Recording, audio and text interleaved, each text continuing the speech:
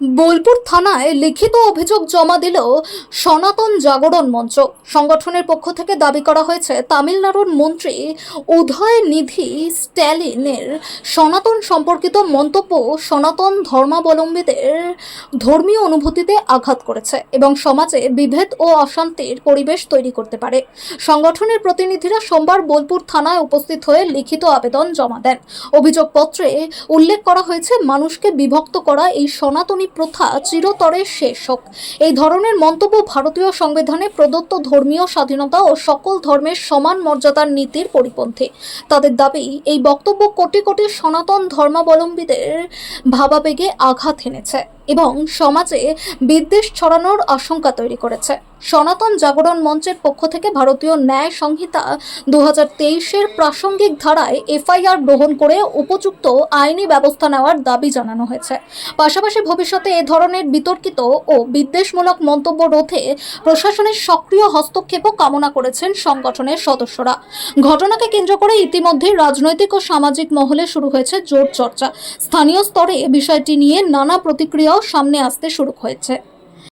আমাদের মেনলি উদয়নিধি স্ট্যালিনের এগেনস্টে উনি বারবার সনাতন ধর্মের প্রতি যে ব্যঙ্গ করছেন, বিদ্রুপ করছেন, তাতে আমাদের মনে হয়েছে যে আমাদের সনাতনীদের কঠিনতম আঘাত হয়েছে এবং ধর্মাচরণে বাধা সৃষ্টি হচ্ছে এবং উনি যে ধরনের বিদ্বেষমূলক বক্তব্য রাখছেন তাতে আগামী দিনে এক বিশাল সংখ্যক মানুষ হয়তো বড় প্রোটেস্টে নামতে পারে এবং সামাজিক যে সন্তুলন সেটা হারিয়ে যেতে পারে।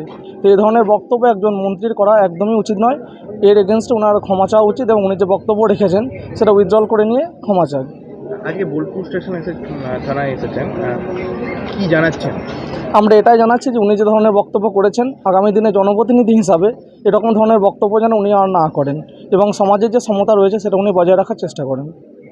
কতজন আপনাদের এখানে কতজন এই সংগঠনে আছেন? এই সময় আমরা সংগঠনের সদস্য তো প্রচুর, আমরা এখন গুটি কয়েকজন এসেছি এই ডেপুটেশন জমা দেওয়ার জন্য এবং মোটামুটিভাবে জানানো যে আমরা কী বিষয়ে এখানে এসেছি।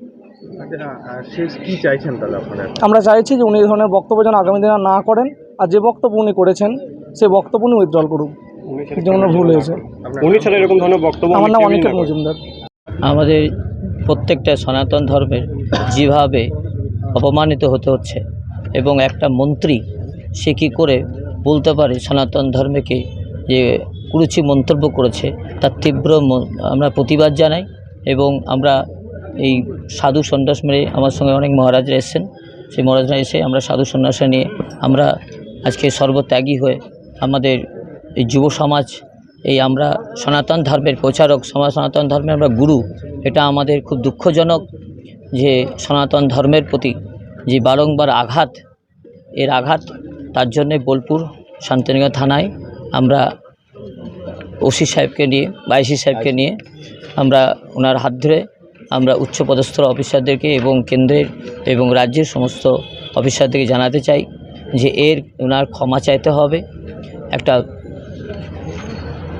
মন্ত্রী হিসাবে উনি তো পাবলিক না, একটা মন্ত্রী একটা চেয়ারে বসে একটা সনাতন ধর্মের প্রতি এই কুরুচি মন্তব্যটা আমরা প্রতিবাদ জানাই। তার জন্যে আমরা আজকে বোলপুর শান্তিনিকেতন রবীন্দ্রনাথ ঠাকুর কবিগুরু ওনার বোলপুর থানা, সেই থানা, এটা আমাদের ভারতবর্ষ, আমাদের যুব সমাজরা কি দেখবে? আমরা সেই যুব সমাজ এবং আমাদের পরিবেশের জন্য এটা হানিকর হচ্ছে। এটা প্রতিবাদ না করলে আরও বৃহত্তর আন্দোলন নামতে হবে ভবিষ্যতে।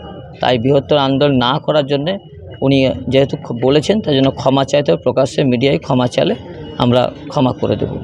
আপনার নাম? মহাকাল ভৈরব আখড়া স্বামী সুনন্দজি মহারাজ মহামণ্ডলেশ্বর পদে আছে।